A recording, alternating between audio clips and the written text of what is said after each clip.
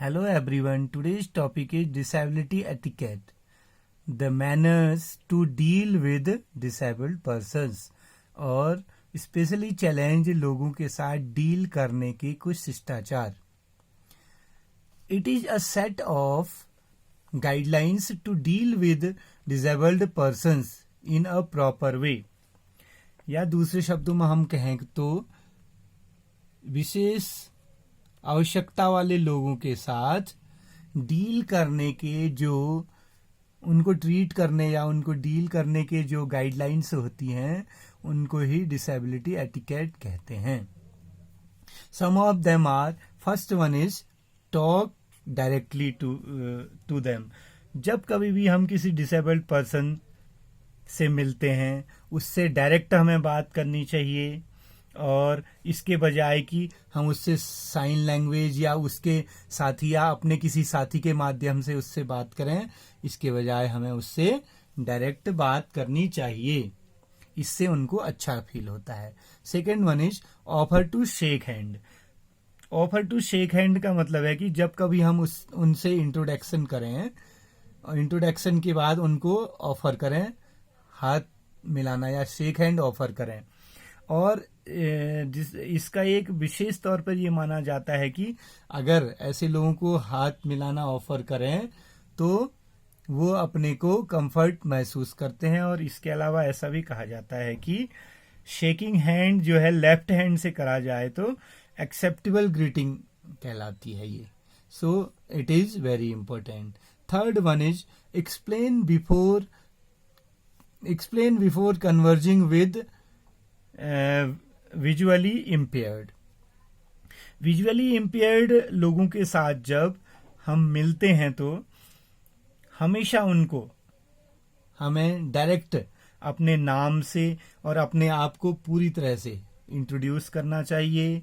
और इसके अलावा बजाय इसके कि किसी और के माध्यम से उनसे बात करने के, हमें उनसे डायरेक्ट बात करके अपने आप को इंट्रोड्यूस करना चाहिए और डायरेक्ट उनसे बातचीत करनी चाहिए. और अगर हम ग्रुप में बात कर रहे हैं या हमारे साथ कोई और अन्य लोग भी हैं तो प्रॉपर रूप से सबको नाम के साथ इंट्रोड्यूस करना चाहिए और नाम के साथ ही उनके साथ प्रॉपर रूप से कन्वर्जन करना चाहिए. कन्वर्सेशन जो है प्रॉपर नाम के साथ और प्रॉपर रूप से ही होना चाहिए ताकि उनको कंफर्ट फील हो सके. Next one is number 4, ask before you help. कुछ लोग डायरेक्ट जो है उनको मदद करने लग जाते हैं, ऐसे उनको अच्छा फील नहीं होता है.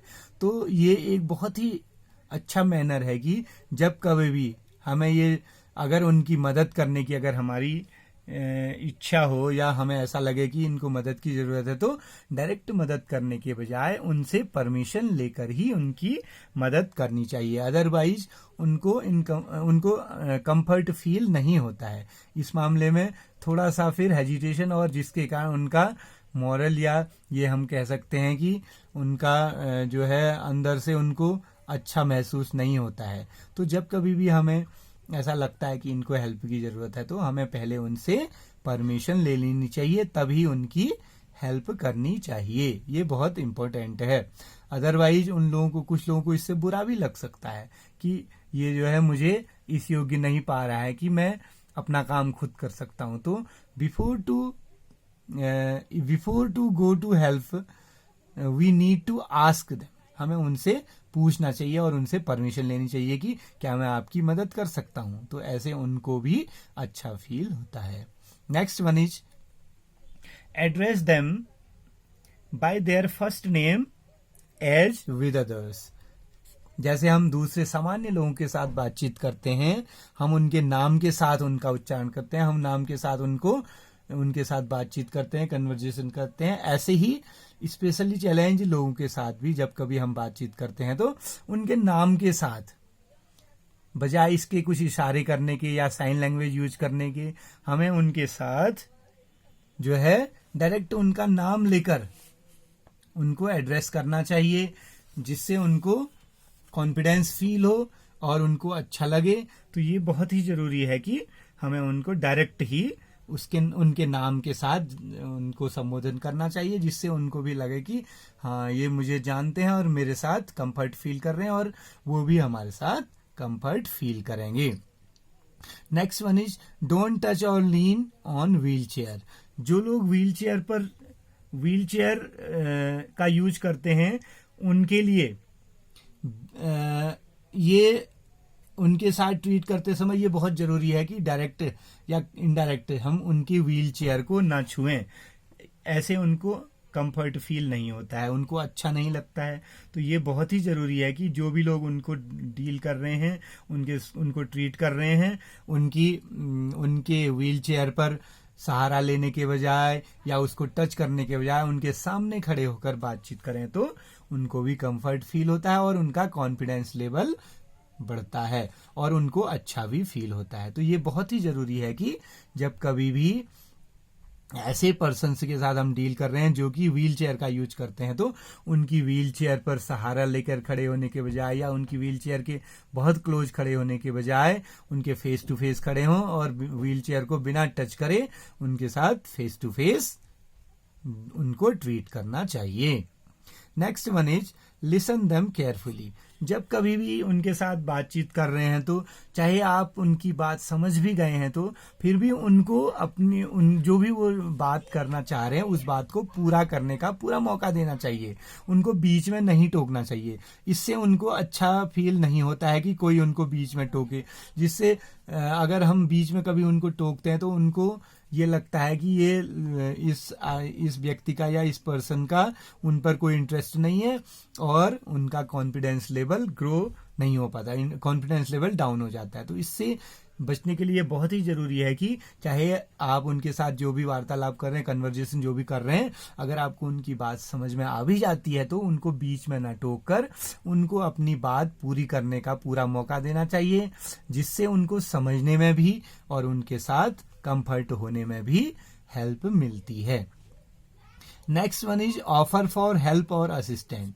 और जब कभी आप उनके साथ डील कर रहे हैं तो उनको हेल्प ऑफर करिए कि क्या मैं आपकी जो है बात कुछ भी उनके साथ फील कर रहे हैं, आपको बात कर रहे हैं तो क्या मैं आपकी मदद कर सकता हूं या क्या मैं आपके साथ इस काम में आपका सहयोग कर सकता हूं, बजाय इसके कि डायरेक्ट आप उनको हेल्प करने के उनसे पूछ के और उनसे परमिशन लीजिए कि क्या मैं आपकी मदद कर सकता हूं या मैं ऐसा करना चाहता हूं, आपको कैसा फील होगा, कहीं आपको बुरा तो नहीं लगेगा। इस टाइप से हमें उनको हेल्प के लिए ऑफर करना चाहिए, ना कि बिना उनकी परमिशन के डायरेक्ट हेल्प करने लग जाए।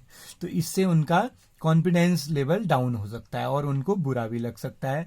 तो it's important to ask before to help. और उनकी कोई भी मदद करने के बजाय या उनको किसी काम में असिस्ट करने के लिए ये बहुत जरूरी है कि हमें उनसे परमिशन लेनी चाहिए, और जिससे उनको भी कंफर्ट फील होगा और उनको बहुत अच्छा लगेगा कि ये जो व्यक्ति है ये वास्तव में मेरी मदद करना चाह रहा है, मेरा उपहास नहीं उड़ाना चाह रहा है या मुझे असहाय नहीं समझ के सामान्य रूप से मेरी मदद करना चाह रहा है, और इससे उनका कॉन्फिडेंस लेवल ग्रो होता है। Next one is speak clearly and slowly. जब कभी भी हम ऐसे लोगों के साथ, स्पेशली जब हम ऐसे लोगों को जो कि सुनते नहीं है या सुनने की प्रॉब्लम है या देखने की प्रॉब्लम है, ऐसे लोगों को डील करते हैं तो सबसे पहले तो उनके साथ साफ स्पष्ट आवाज में बात करनी चाहिए और धीरे धीरे बात करनी चाहिए, और उनसे कोशिश ये करनी चाहिए कि उनसे जो भी हम बातचीत जो भी शुरू कर रहे हैं या जो भी क्वेश्चनिंग करने की अगर हम कोशिश कर रहे हैं तो वो क्वेश्चनिंग ऐसी होनी चाहिए कि जिनका आंसर बहुत ही छोटा हो, या विशेषकर सिर हिलाकर या साइन लैंग्वेज से वो आंसर दे सकें तो उनको ज्यादा कंफर्ट फील होगा, बजाय इसके कि उनको लंबी बातचीत और लंबे आंसर्स देने के लिए बाध्य किया जाए। छोटी ऐसी बातें पूछी जाएंगी जिनका आंसर बहुत छोटा हो, तो उनको भी कंफर्ट फील होता है और उनका कॉन्फिडेंस डाउन नहीं होता है और उनको अच्छा भी लगता है। तो जब कभी specially not all people but the person who are deaf, they are especially able to read the lips. तो for that it is important to speak slowly and clearly so that they will able to understand you whatever you want to say. वो आपको समझ सकें. इसके लिए lip reading के लिए ये बहुत जरूरी है कि वो आपकी बात को ध्यान से देखकर ध्यान से समझ सकें. तो इसके लिए बहुत जरूरी है कि आप जो भी बोलें साफ बोलें, स्पष्ट बोलें और धीरे धीरे बोलें ताकि उनको आसानी से समझ में आ सके. और उनके सामने से बिल्कुल सामने से बात करें. इधर उधर से बात करने के बजाय फेस टू फेस उनके सामने खड़े होकर बात करें तो भी उनका कॉन्फिडेंस लेवल ठीक रहता है, कॉन्फिडेंस लेवल ग्रो होता है. Next one is relax while assisting और हेल्पिंग देम. जब कभी भी हम ऐसे लोगों की मदद करने के लिए जा रहे हैं तो बहुत सारे लोगों की ये आदत होती है कि बहुत जल्दी जो है टेंस या इरिटेट हो जाते हैं.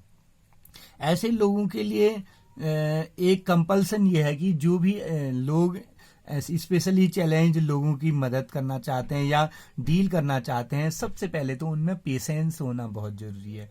उनको बहुत जल्दी इरिटेट नहीं होना पड़ेगा क्योंकि बहुत जल्दी इरिटेट हो जाएंगे तो ऐसे लोगों के साथ डील नहीं कर पाएंगे.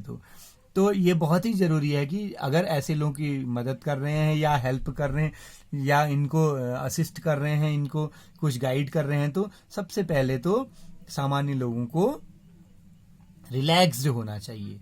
अगर रिलैक्स्ड नहीं होंगे तो बहुत जल्दी अनकंफर्ट हो जाएंगे और हो सकता है जो है अनकंफर्ट फील करते करते आप इरिटेट हो जाएं और इरिटेशन में उनको भी आपकी बात का बुरा लग जाए. तो इसके लिए बहुत ही जरूरी है कि whenever you help them you need to feel relaxed. When you are going to assist them or helping them you need to feel relaxed. Don't be embarrassed if you happen to use accepted common expressions such as see you later or did you hear about that seems to relate to a person's disability. उनको कभी भी ये नहीं कहना चाहिए कि चलिए बाद में मिलते हैं या इस प्रकार के शब्द, क्या आपने सुना, क्या आपने देखा, ऐसे उन लोगों को अच्छा नहीं लगता और वो अपनी मजाक उड़ाने का जैसा अनुभव कर सकते हैं और उनको बुरा भी लग सकता है. तो ऐसी बातें करने से भी बचा जाए और रिलैक्स्ड मूड में उनके साथ कंफर्ट जोन में बात करें ताकि उनको भी बुरा ना लगे और आप भी एम्बेरेस ना हो और आप भी कंफर्ट रहें. तो these were some disability etiquettes to deal with person having disability. Thank you and have a nice time.